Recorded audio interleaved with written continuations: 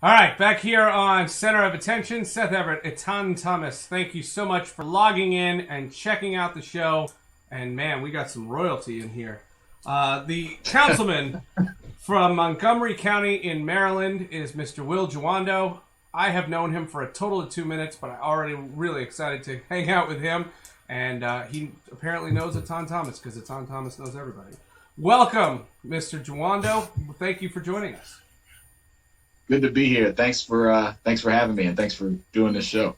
Thanks for taking the time out. I know you're extremely busy. You have sessions, you have that you're doing through Zoom. I think that's great with technology. You're able to do it. But I wanted to talk to you about specifically where the Democratic Party is going moving forward. We just had where Bernie Sanders endorsed Biden, and were you surprised that the time frame that it happened? Some people are saying they thought it was going to happen earlier. Some people are kind of surprised that it happened at this point. What was your reaction when you heard it? Well, I think it was going to happen, right? It was, we're in an unprecedented time. So I think the timing of everything is thrown off in the COVID crisis. Obviously, before he even dropped out and Senator Sanders, they had stopped doing rallies. The campaign had gotten a little unusual, right? Unprecedented. But no, I think the timing, I thought it was about right. I mean, he said he was shutting his campaign down there, and then shortly thereafter he endorsed. I think it's a good thing. And because we've got to come together, wherever you are on the ideological spectrum, if you're for Senator Sanders, you're not for Senator Trump. I mean, for President Trump, rather. So I thought the timing was good. I think President Obama, I know you're not talking about that, but coming out today, right after was equally important to just kind of signal. He let Senator Sanders, gave him to do what he needed to do, and then he came out right after. So I think as best people are going to criticize, but the best as it could have been done under the circumstances, I think it was fine. Well, I think we kind of already expected for President Obama to endorse. I don't think that was really a big surprise. But with Bernie Sanders, there comes a lot more with this. So now, do you think is going to be enough for what's going to happen to be able to bring Bernie supporters over? Because, in last election, and it was really unfortunate, but a lot of Bernie supporters stayed home. That's just they were kind of Bernie or bust. And they stayed home. They couldn't get around voting for Hillary. They couldn't get, we kind of ended up with Trump. But what is it going to take to now win over Bernie supporters? Or do you think, Bernie Sanders endorsing Joe Biden is enough? No, it's not enough. It's the start of a process. I mean, I was on the convention floor when we had we got someone joined in here. Looks like we gotta watch who we mic our name to. You gotta lock the thing out. Yeah, we gotta lock it. Yeah, we still get used to it. Locked it. I'm getting used to this house party stuff. Tell her 1 second, okay? Oh God. Okay. I'm so embarrassed. One of these days, I'm gonna be doing something inappropriate on house party, and I'm gonna get caught. Don't do that. You need me to wait? I'm joking. No. You're fine. Oh, okay. I didn't know what was going on. So I think that was the start of the process. I was on the convention floor in Philadelphia when, Hillary took the nomination, and the Bernie folks were walking off saying, "I will never vote for her." I mean, it's something we can't. I don't think we're in that place, but what that shows and showed me is that this needs to be a process. And the fact that we're starting much, much earlier, that was, leading up to the convention, it was very contentious, right? In the DNC and the whole thing. The fact that he started that process, they're going to need to do some more work. I think Biden did everything he could to say, hey, I need you as part of my partner in policy. He said all the right things. We're going to have to demonstrate that over time and do actual outreach to the folks that want systemic structural change, which is, we're in the midst of a crisis, which is laying bare some of the disparities. I know we'll talk about that later, but we need change for people to have access to opportunity in this country. So that message has not gone away. If anything, it's going to be amplified coming out of COVID. And so how do you make sure you incorporate some of what Senator Sanders tapped into there along the process? That is going to be a process. It's not a and done, he endorsed, and okay, great, we move on. You're going to need to include that all the way, in my view. What are some specifics? I don't want to hog up all the questions, so Seth, you can jump in whenever you're ready to. But what are some of the specifics? We heard Joe Biden say that they were, they had differences. He acknowledged that they both acknowledged that they do have differences, but then he acknowledged there's certain things that they were kind of closer on, and closer than many people may think. He talked about some things that he would be willing to kind of come over, towards the progressives a little bit more on. I think a lot of times in the conversations that I'm hearing is that people want specifics. They want to know if that's going to be minimum wage. Is it going to be, erasing student debt? If it's going to be healthcare. What specifics do you think are going to really have to be flushed out? Now, not just mentioned, but flushed out in order to, because and the reason why I keep wanting to talk about specifics, because we need both sides. We need both the moderate Democrats. You don't want them to have an excuse. You don't want to give the guy in Ohio the excuse not to go vote because, Biden didn't do the real thing that I was passionate about for Bernie.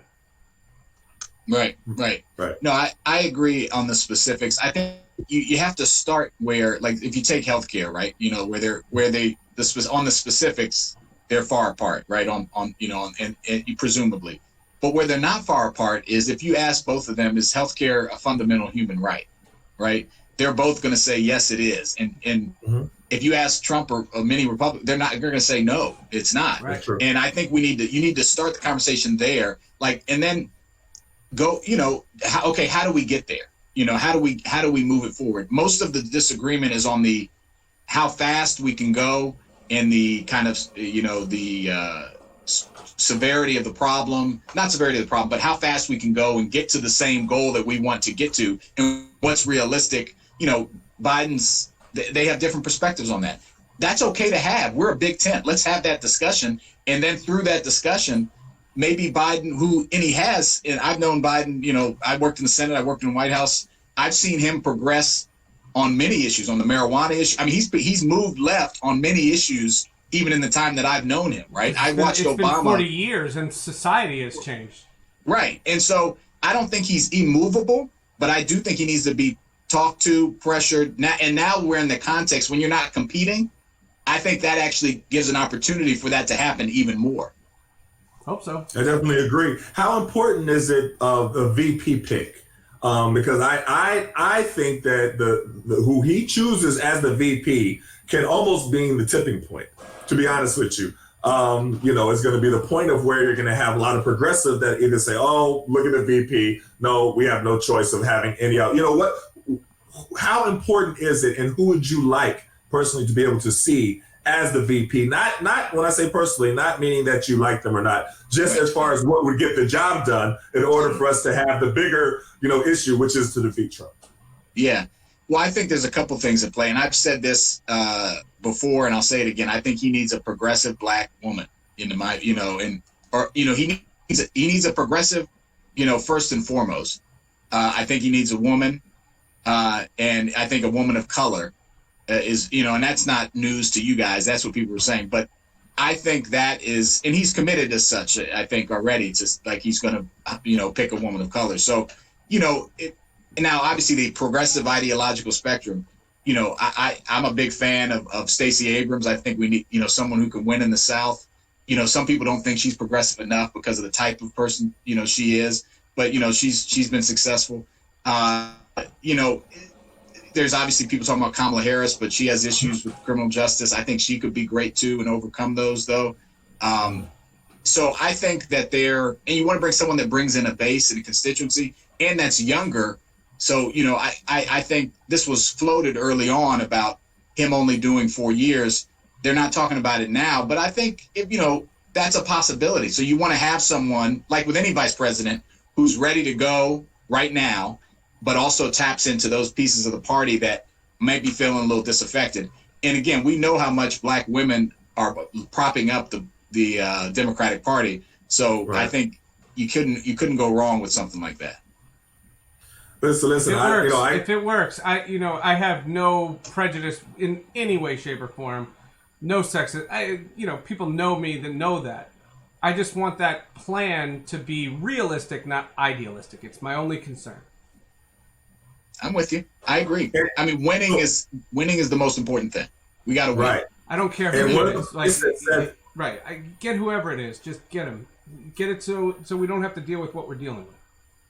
Right. And one of the points that Seth brought up in a previous segment was that, the portion of society who are not going to support a woman on the ticket and relating it to Hillary. Now, my thought is that Hillary is a special case. I agree. To be honest with you. I don't think that's, but I think that I'm not going to say there isn't, a large portion of the society who don't feel that way. But I just feel that, having that fear from, Hillary, I think it's just a different situation that we're in right now. On women, the point, so there are places in this world that are more misogynistic and sexist than us.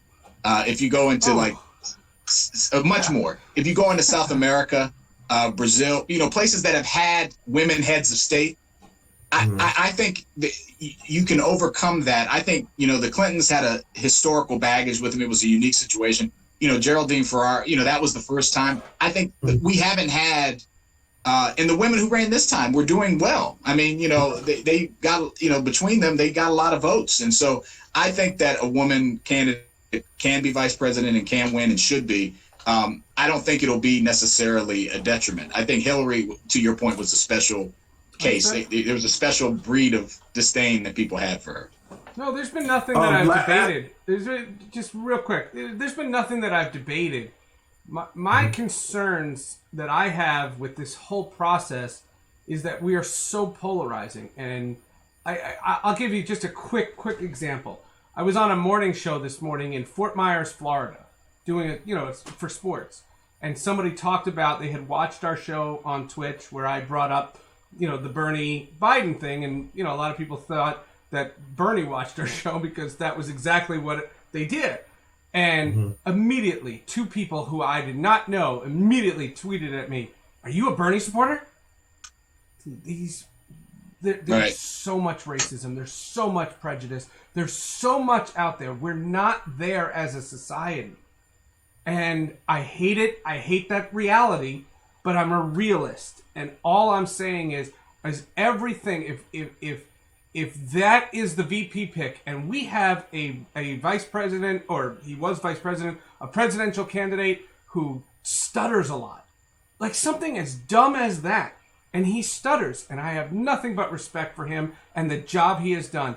And I'm not bashing him, but there's going to be some guy in Ohio, Florida, and all these swing states that's going to say, I can't vote for that guy. I can't put two sentences together. Right. That's not a political issue. That's not a policy issue. That is literally people are going to base their votes. And that's why I think it's like all-star voting or American Idol.